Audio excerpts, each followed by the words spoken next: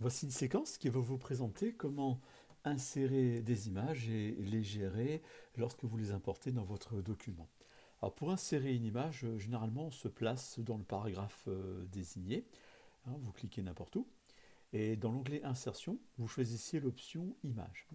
Alors, vous avez deux possibilités, hein. Celle par exemple d'aller chercher des images via le web. Donc vous rentrerez dans un moteur de recherche Bing, alors que vous avez peut-être tout ce qu'il faut sur votre disque dur, sur le clé USB. Donc c'est ce qu'on va faire. On va rechercher une image depuis le fichier. Alors, l'écran d'insertion des images va apparaître. Alors, on parcourt l'emplacement désiré pour retrouver les images que vous avez stockées sur votre disque dur. Donc là, j'ai déjà préparé l'emplacement. Je vais sélectionner mon image et je vais l'insérer telle qu'elle. En sachant quand même, petite remarque, pour voir les images, il est préférable d'utiliser ce petit bouton pour faire apparaître les images en grandes icônes, de manière à obtenir un aperçu, hein. C'est beaucoup plus parlant. Bien, j'insère cette image, donc, et elle se positionne toujours soit dans la colonne où vous aviez placé le curseur, si vous avez des colonnes. Si vous n'aviez pas préparé de colonnes, eh bien l'image arriverait en plein milieu. Donc l'avantage de générer des colonnes, c'est qu'elles se dimensionnent par rapport et exactement à la colonne désirée. Alors l'image, lorsque vous l'insérez, par défaut, possède une propriété. On dit que l'image, elle est fixée sur son paragraphe, elle est installée au même niveau que le paragraphe. On appelle ça un habillage aligné sur le texte, hein. C'est un habillage par défaut. Donc si vous voulez déplacer l'image, en cliquant, glissant l'image, en fait, vous déplacez un curseur et en plaçant le curseur à l'endroit voulu, ben, l'image s'intègre, hein, dans votre paragraphe, hein. Donc c'est pas toujours la meilleure solution. Celle qui est souvent retenue, c'est arriver à ce que l'image se mette où on veut et le texte au pourtour. On appelle ça fabriquer un habillage de l'image.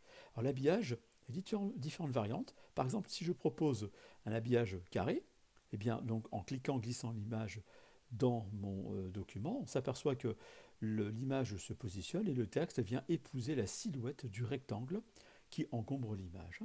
Donc ça, c'est déjà un bon résultat. On remarque en même temps, lorsque vous faites un cliquer-glisser de l'image, et ça c'est valable pour les nouvelles versions Word, notamment à partir des versions 2013, eh bien, on peut arriver à faire apparaître un repère commenté, une barre verticale verte, qui permet de situer le centre de votre page, hein. C'est vraiment très pratique pour disposer les images facilement dans le corps de texte, hein.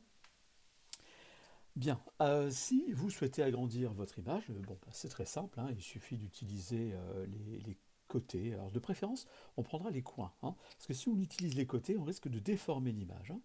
Bien, là, automatiquement après ça, prenez le réflexe d'annuler l'opération pour retrouver l'image à sa bonne dimension.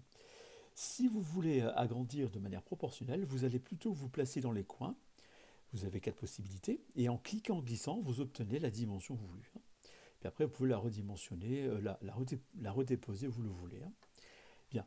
Alors, sachant que il existe toujours une solution, hein, pour revenir en arrière. Si vous avez commis des manipulations à grande échelle, vous pouvez ici rétablir l'image, hein.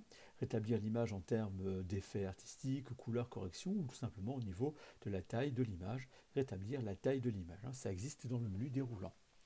Voilà.